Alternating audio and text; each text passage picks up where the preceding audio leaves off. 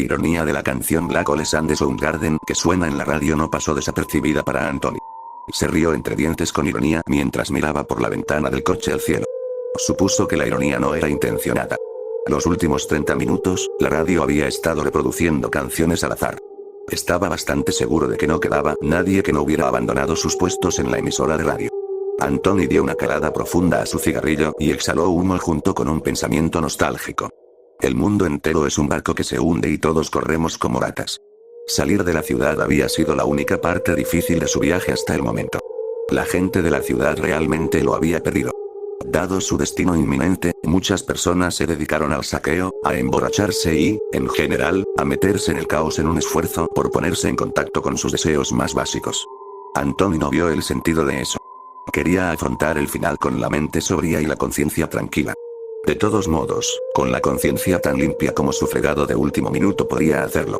Por una vez en su vida, había decidido intentar afrontar algo sin esconderse detrás del velo de un estupor inducido por las drogas. Anthony estuvo 5 días sobrio y no lo estaba disfrutando en absoluto. Conocía la mayoría de los síntomas por sus amigos del buen tiempo que habían intentado dejarlo de golpe: sudoración, dolores, secreción nasal e insomnio.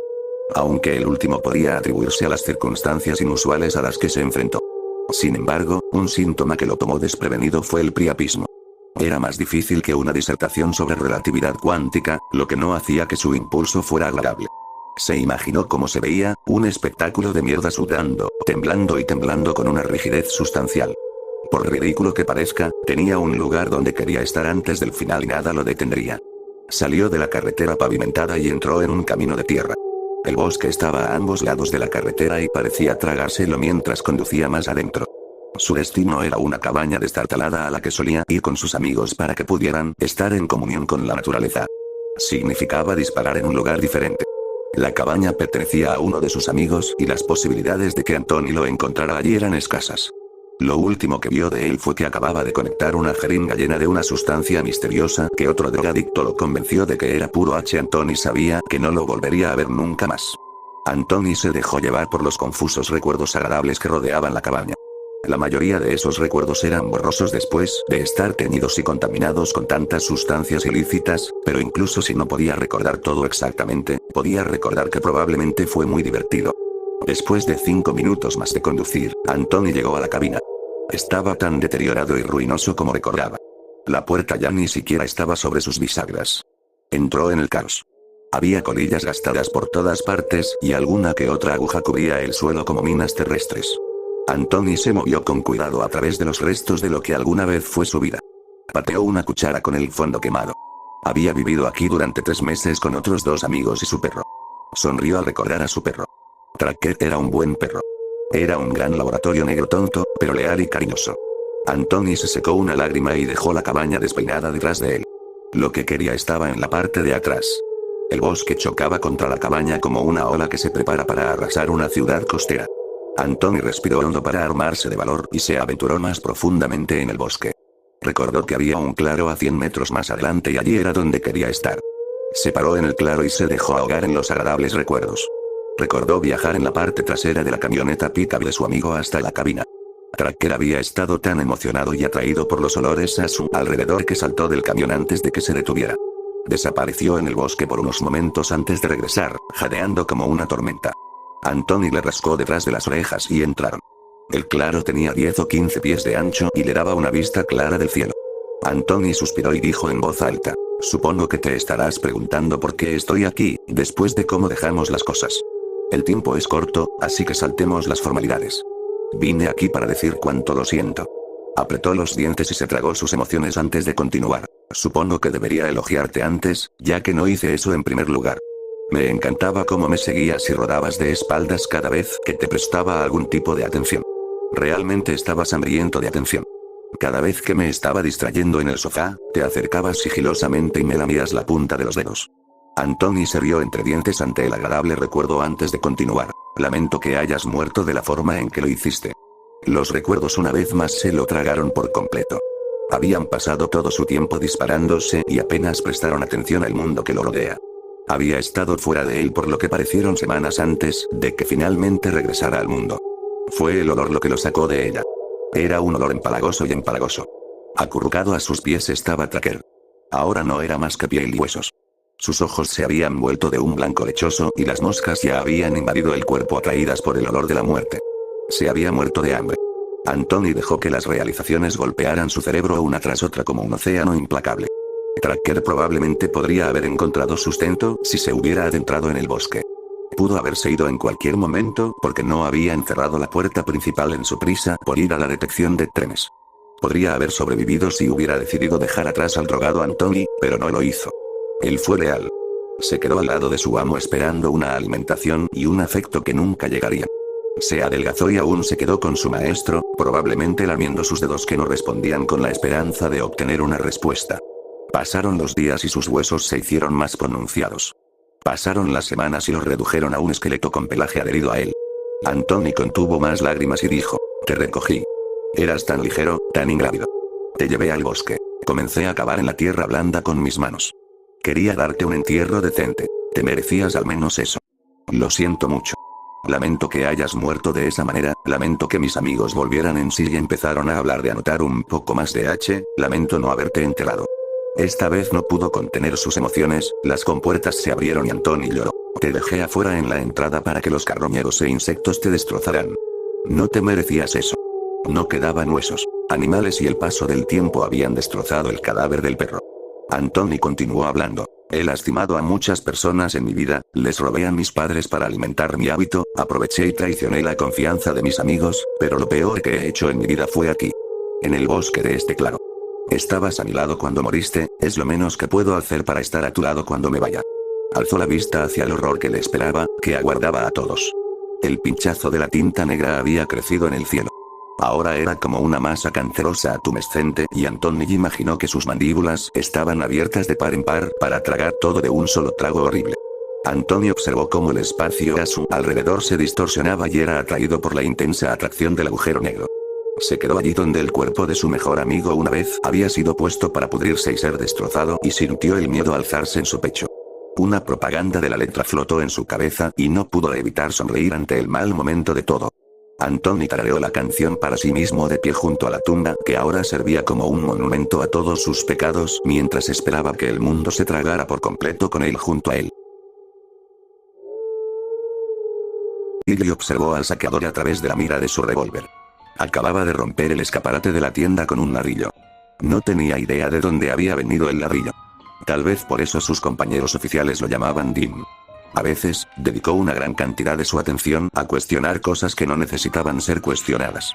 No importaba de dónde hubiera conseguido un ladrillo, el hecho de que lo tuviera y lo usara para romper el escaparate lo convertía en un saqueador. Gritó, tratando de proyectar su autoridad, detente. Estás bajo arresto.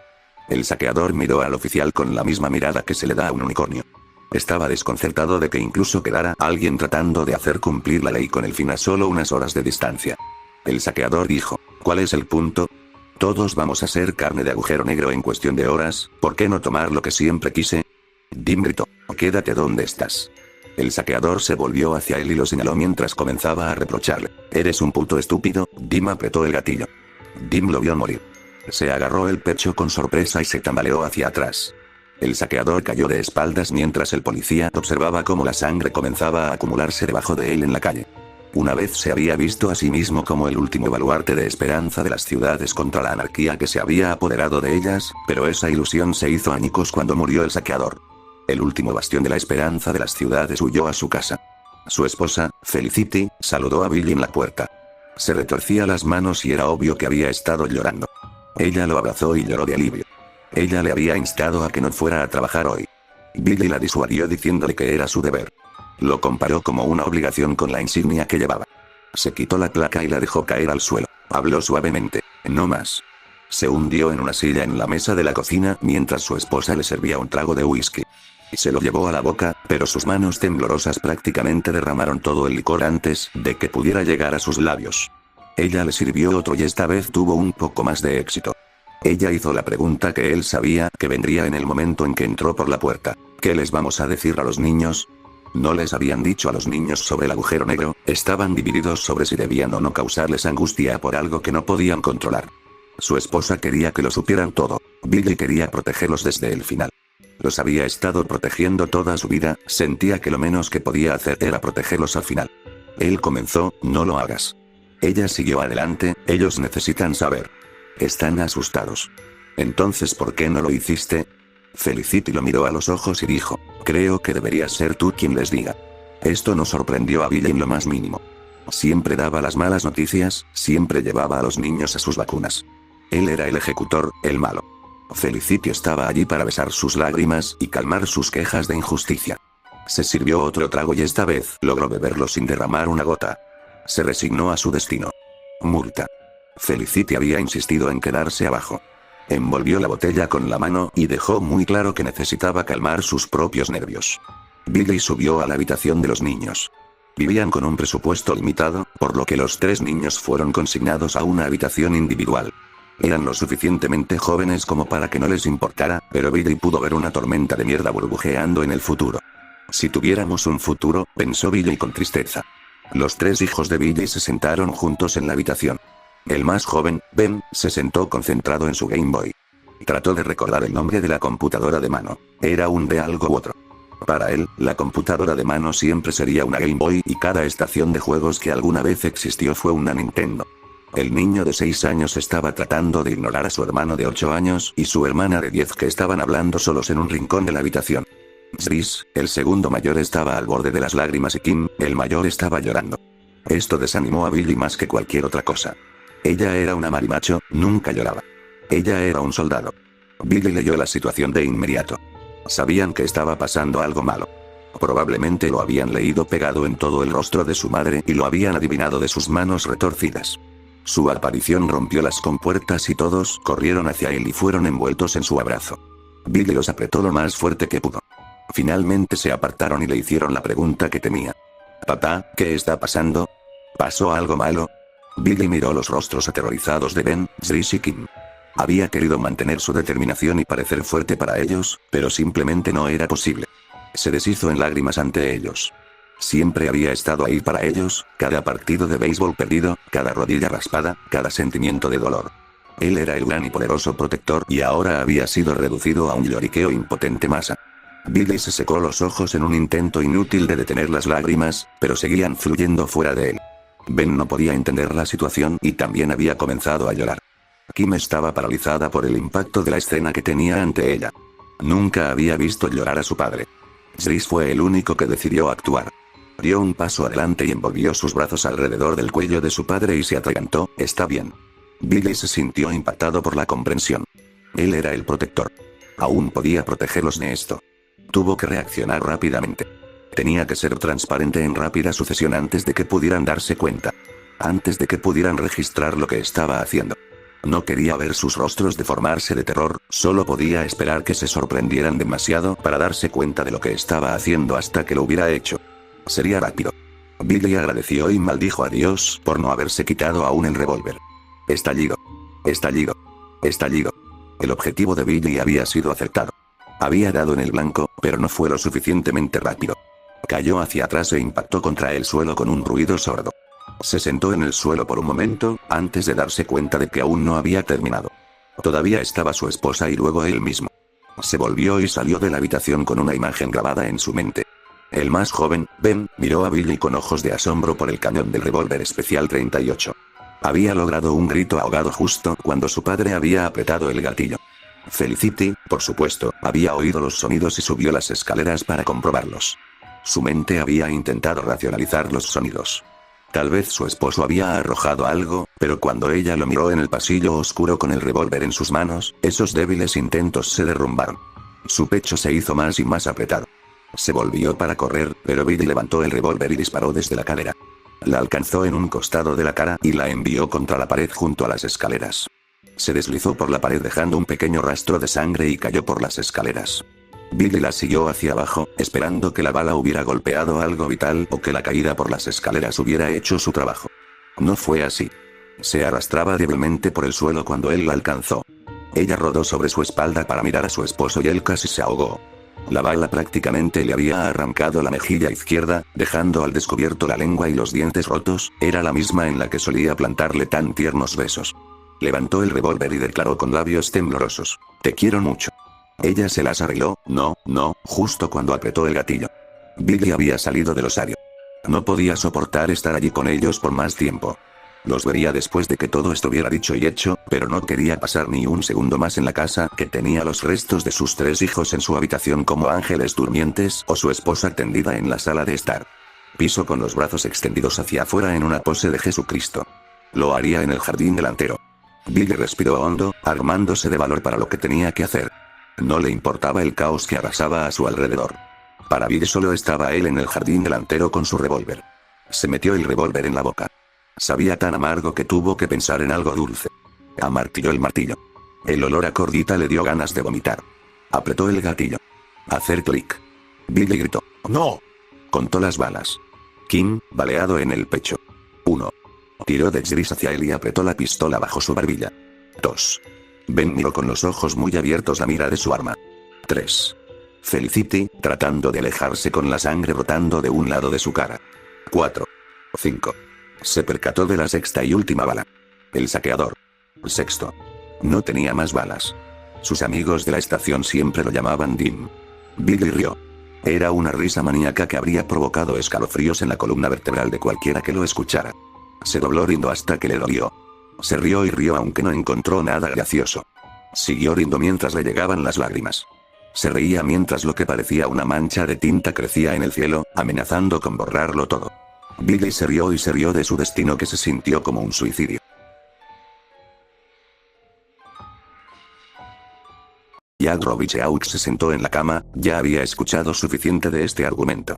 Tenía la intención de irse y terminar la conversación. La voz lo llamó desde la cama. ¿A dónde crees que vas? Esta es una decisión importante y creo que tenemos que tomarla juntos. Jack se detuvo a medio paso con la espalda mirando hacia la cama. Dejó escapar un suspiro exasperado.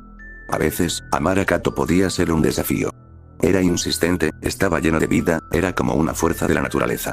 Amarlo era como abrazar un terremoto, como abrazar un huracán. Era un apasionado y tendía a actuar sin pensar. A veces frustraba a Jack más allá de lo creíble, pero fue esta personalidad de la que se enamoró en primer lugar. Siempre tomaba decisiones tan precipitadas y ahora quería que Jack se sumergiera en otra de sus desventuras frente a él. Ambos habían recibido la noticia al mismo tiempo. Se habían escapado de una fiesta temprano. Kato estaba en uno de sus estados de ánimo y no podía ser atraído a divertirse a pesar de estar rodeado de todos sus amigos.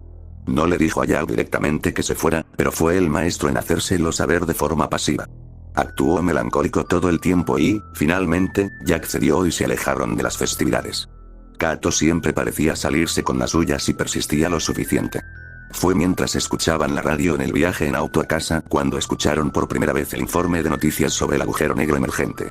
La reacción de Kato había sido casi instantánea después de que confirmaron que no era una especie de broma retorcida. Le tomó solo unos minutos procesar la inevitabilidad de su desaparición. Sugirió que opten por no participar y se ahorren el pánico y la confusión de su inminente e ineludible destino. Habló como si quisiera que Jack se saliera de la carretera y se precipitara por un acantilado. Jack siempre fue la voz de la razón y la racionalidad del lado efímero y emocional de Kato. Por eso trabajaron tan bien juntos. Discutieron sobre ello durante todo el camino a casa y llevaron la discusión a través de las puertas de entrada de su modesta casa. Durante los siguientes días, fue todo lo que hicieron juntos. Discutieron y riñeron sobre qué hacer. Kato quería salir uno al lado del otro antes de que llegara el final para saludarlos y Jack quería esperar y ver qué pasaba. La voz de Kato lo llamó, tenemos que hablar de esto. Tienes que escuchar. Jack espetó dándole la espalda todavía, ¿quieres decir que tengo que estar de acuerdo contigo? Eso es lo que siempre te refieres. No está buscando a alguien con quien discutir las cosas, solo quiere que alguien lo consienta. No está sucediendo esta vez. No soy tu soldado para ladrar órdenes. Kato rogó, por favor, Jack, vuelve. Siéntate conmigo un rato más. Te necesito. Jack se encorvó un poco antes de hablar con una voz más suave. Esto no está bien. Kato preguntó. Vuelve a la cama, podemos discutir esto un poco más, no es como si tuviéramos todo el tiempo del mundo para discutir esto. Jack esbozó una sonrisa. Independientemente de lo irritante que pudiera ser, Kato realmente conocía su oscuro sentido del humor. Hicieron clic en un nivel que algunos de sus amigos de la pareja casada ni siquiera pudieron alcanzar. El hombre de la cama volvió a hablar. Podemos hacerlo tan rápido. Todavía tienes esa pistola de tu época en la guerra del Golfo, la mantienes en tan buena forma. Podrías hacerlo rápido. Su voz se redujo a un susurro mientras cantaba, Van. Fácil y rápido. Podemos escapar de esto. Jack se giró hacia él y gritó. ¡No! No estoy corriendo, no me estoy disparando en la cabeza solo porque quieres morir uno al lado del otro como si fuera una maldita telenovela. Kato lo miró con ojos inmóviles y sin parpadear. Jack siempre se sintió desnudo bajo su mirada. Incluso ahora. Amarlo fue una experiencia difícil y gratificante, pero en este momento, Jack solo sintió lástima. Estaba asustado, ambos estaban asustados, pero por diferentes razones. Kato ya no quería vivir, había estado deprimido mucho antes del anuncio. Tenía miedo de morir solo. Jack tenía miedo de quedarse solo. Recordó cómo Kato había estado con él en las buenas y en las malas. Lo apoyó cuando decidió que era hora de cumplir con su deber cívico y alistarse. Había regresado de la guerra del Golfo con más equipaje del que originalmente se había ido. Recordó a Kato envolviéndose alrededor de él en un abrazo tan fuerte que pensó que podría derrumbarse sobre sí mismo cuando se despertara gritando tarde en la noche. Recordó los sueños de campos envueltos en llamas, arrojando humo negro hacia el cielo como si fuera un cuadro de una representación del apocalipsis infernal. Recordó el impacto repentino que le produjo una bala perdida que abrió una de las gargantas de su amigo en la base. Kato había estado con él durante los altibajos. La voz de Kato rompió la niebla de los recuerdos. Por favor, Jack, no quiero estar solo. Tienes que hacer esto por mí. Él había estado a su lado durante todo lo que había pasado y Jack trató de estar a su lado cuando el estado mental de Kato comenzó a declive. Trató de quedarse y escuchar cuando su charla sobre el suicidio se volvió más detallada, más oscura. Ahora era algo más que un capricho pasajero, era algo real y deseado.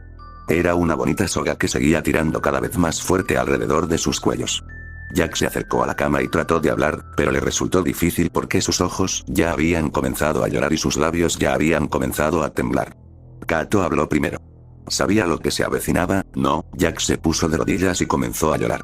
Su mano se acercó a la cama y tomó la mano de Kato en la suya. Jack habló entre sollozos ahogados, lo siento. Siento no haber estado ahí para ti. Lamento que haya pasado esto. Presionó la mano de Kato contra su rostro y se la acarició. No le importaba el lío, quería estar cerca de él por última vez. No se sentía calidez en su ternura. Jack, no, lamento no poder hacer esto por ti. Lo había hecho mientras dormía. Le dio la vuelta a la mano y plantó un beso donde la muñeca se cruzaba con la palma. Había cortado tan profundo y probablemente se desangró en minutos. Jack habló, lamento no poder unirme a ustedes. El cadáver habló, Jack sabía que estaba muerto, pero eso no lo hacía menos real, bastardo. Me estás abandonando. Cuando más te necesito, me dejas. Te necesito aquí a mi lado. Necesito que aceptes el final conmigo. Me estás dejando. Jack espetó, no le importaba quien lo oyera gritar. No, me abandonaste. No pudiste afrontar el final y por eso huiste de él. ¿Esperabas que lo que hicimos anoche fuera una despedida adecuada? Pensé que nos estábamos reconciliando, haciendo el amor como solíamos hacerlo. Pensé que estábamos mejorando. Ahora te has ido y no puedo quedarme aquí con el recordatorio de lo que solías burlarte de mí. Jack se puso de pie y la voz de su amante gritó, no me dejes. No me dejes. No, Jack Robicheaux dejó el cadáver de Kato en el dormitorio. No quedaba nada en la casa para él. Jack sabía que se había quebrado al escuchar la voz incorpórea de su amante gritando detrás de él, pero ya no le importaba. Salió a su porche y enfrentó el día. El cielo estaba ahora casi completamente negro. Sabía que era solo su imaginación, pero sintió que lo estaba tirando hacia el cielo. Lo más probable era que cuando llegara el final ni siquiera se diera cuenta. Habría un momento repentino de conmoción y luego se acabaría, como una bala en la garganta. Jack salió a la calle e ignoró el mundo que lo rodeaba. La voz de Kato se había apagado por completo, pero sinceramente dudaba que se hubiera ido para siempre. Probablemente le hablaría al final. Probablemente le gritaría desde el olvido y lo condenaría por no saludar al final juntos, pero eso estaba en Kato y no en Jack. Habló en voz alta una vez más. Podrías haberte quedado conmigo. Podríamos haber visto el final juntos. Podríamos habernos abrazado mientras la oscuridad crecía a nuestro alrededor. Te lo vas a perder todo, ¿por qué te rindiste? No voy a hacer lo mismo. Jack continuó caminando mientras el cielo se oscurecía a su alrededor. No le quedaba mucho tiempo, pero en el tiempo que tuviera, intentaría vivir. Anunció.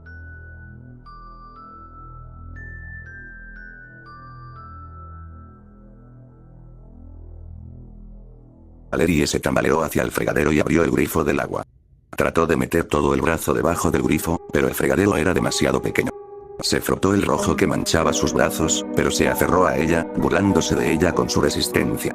El agua subió lentamente de temperatura hasta el punto que le picó la piel y la enrojeció levemente. No importa cuánto se frotara, la sangre no se quitaba. Ella murmuró, Jesús, ¿cómo llegó a esto? Solo quería que se disculpara. No quería hacerle daño. Eso era cierto. Había ido a la casa de su jefe para enfrentarse a él. Había mantenido en secreto lo que había sucedido entre ellos durante demasiado tiempo. Necesitaba resolución incluso si era efímera antes de que todos fueran absorbidos por esa oscuridad que se avecinaba en el cielo. Sabía que estaba soltero y vivía solo. No se habría ido a ningún otro lugar. Solo necesitaba escuchar esas simples palabras. Lo siento. No había dicho esas palabras cuando se apretó contra ella una noche en que la dejó sola en una fiesta de la oficina. Ella no sentía eso por él. Luchó contra él mientras lo sentía apretarse contra ella. Olió el licor en su aliento. Fue empalagoso. Finalmente, logró zafarse de sus manos ásperas y errantes y se retiró apresuradamente. Valeria esperaba que lo mencionara y se disculpara por su lascivia una vez que la sobriedad se estabilizara a la mañana siguiente. No lo hizo. Nunca volvió a mencionarlo. A pesar de que había sucedido hace años, todavía la carcomía. En su situación actual, decidió que tenía que tener algún tipo de resolución. Eso era lo que esperaba cuando fue a su casa. Esperaba algo más. No estaba dispuesto a aceptar un no por respuesta esta vez. Le ofreció una copa de vino, pero ella se negó. Ella solo quería escuchar esas palabras, esa disculpa.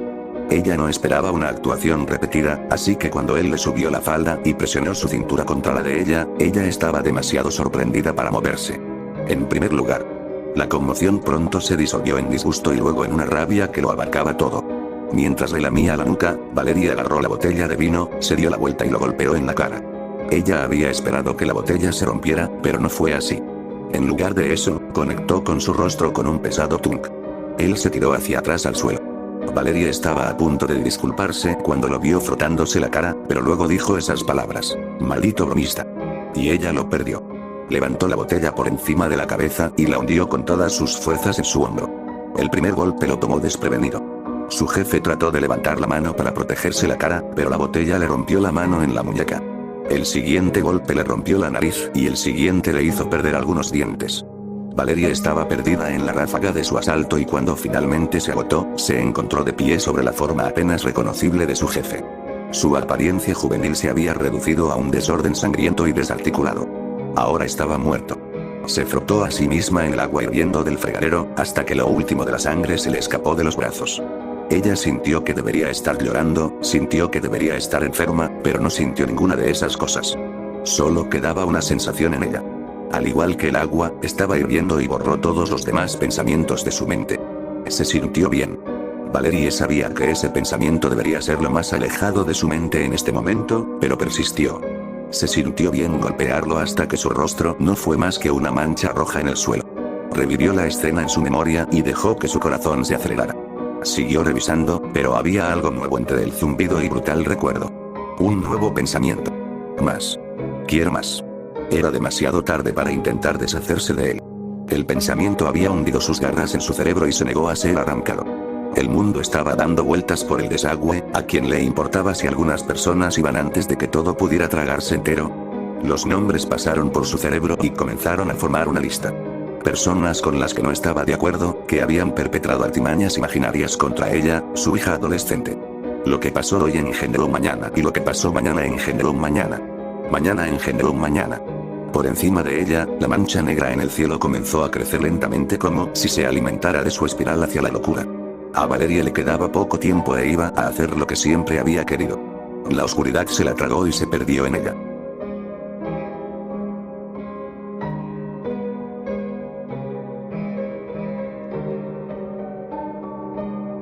Tyler conmovió lentamente su silla de ruedas hacia la puerta. Se movía lentamente y cada esfuerzo hacía que sus músculos gritaran en protesta. Llevaba 5 años en silla de ruedas. Tyler estaba solo en su pequeña casa. Su familia se había ido, vivían a cientos de millas de distancia y dudaba que se dirigieran hacia él.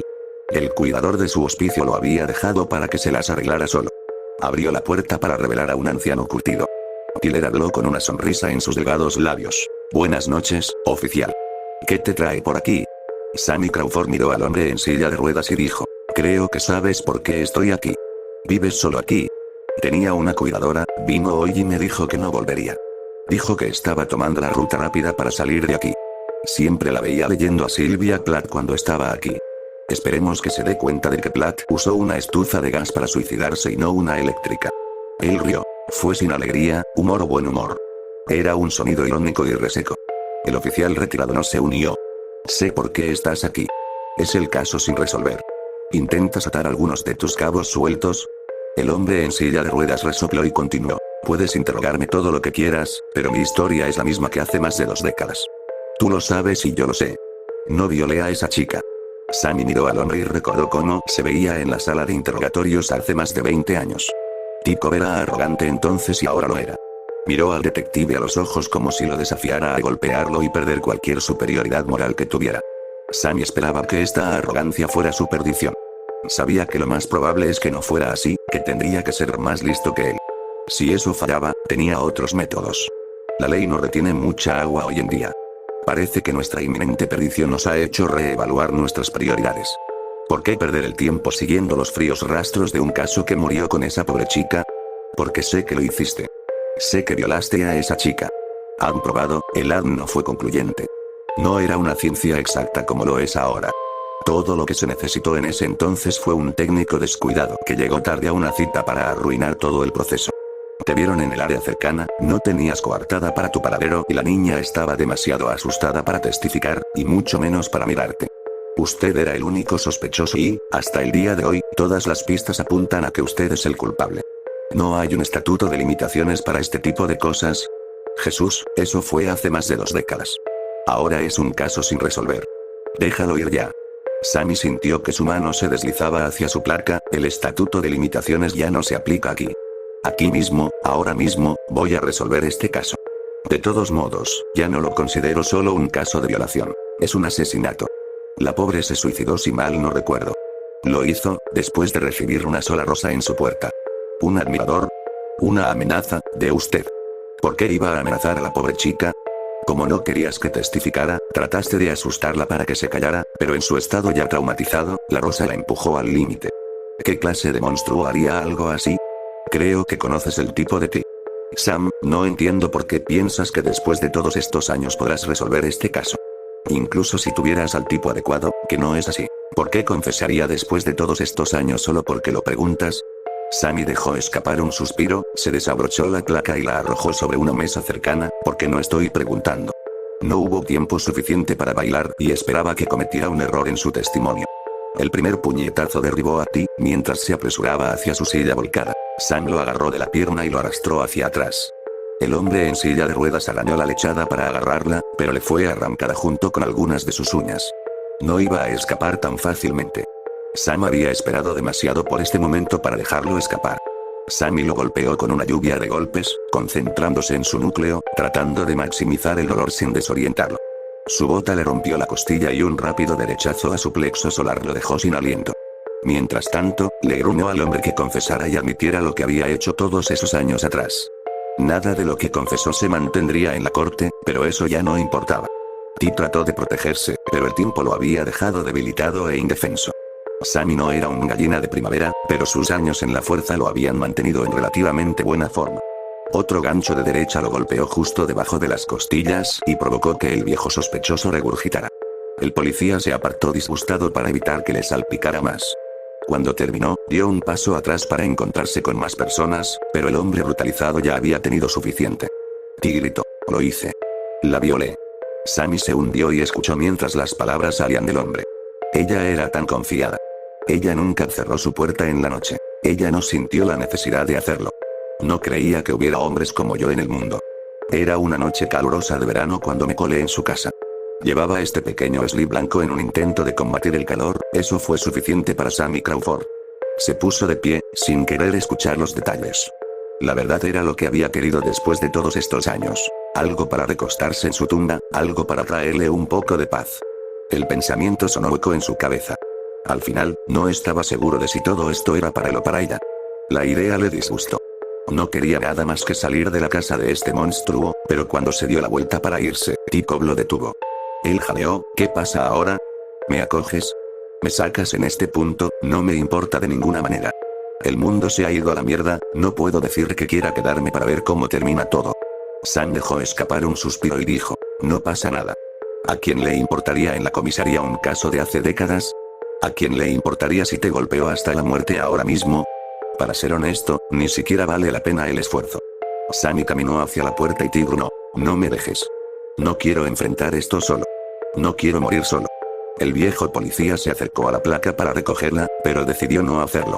Lo había cambiado, lo había tirado. Se sintió más ligero sin él. Se acercó a la puerta y la abrió. El viejo criminal dijo una vez más: no lo hagas. Por favor, no quiero morir solo. Tú y yo sabemos que ninguno de nosotros ha estado nunca realmente solo. Esa chica ha estado conmigo, pesando sobre mí durante todos estos años.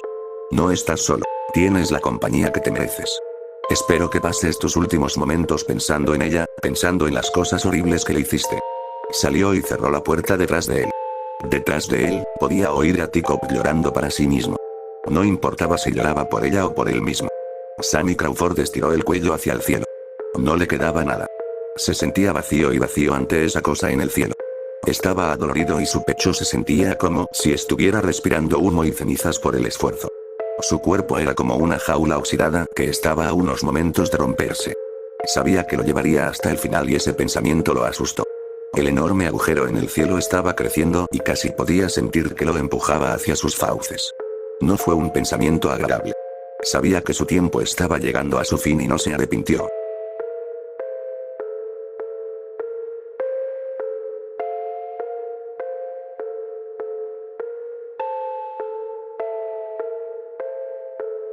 La iglesia estaba vacía. Daniela realmente no esperaba menos de la congregación que una vez conoció. Se consideraba una católica ausente y lo trataba como lo haría un alcohólico con una botella de whisky.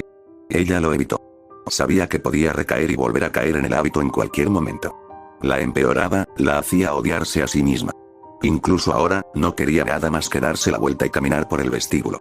Sin embargo, algo la empujó hacia adelante. No quería morir sin decir una última cosa. Los bancos estaban vacíos y Daniela estaba casi segura de que si entraba en la sacristía, encontraría al predicador desmayado después de haberse bebido todo el vino de comunión. Recordó un sermón de hace unos años en el que él criticaba los peligros de la bebida. Sabía que alguien no habla tan apasionadamente de algo sin tener algunos esqueletos en su armario. Sin embargo, no importaba.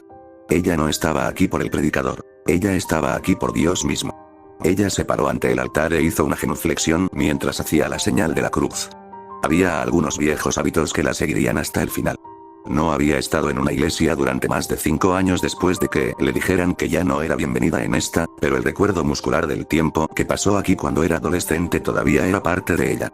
Fue una reacción automática que estaba arraigada en ella. Daniela se puso de pie y comenzó: lamento irrumpir sin previo aviso de esta manera.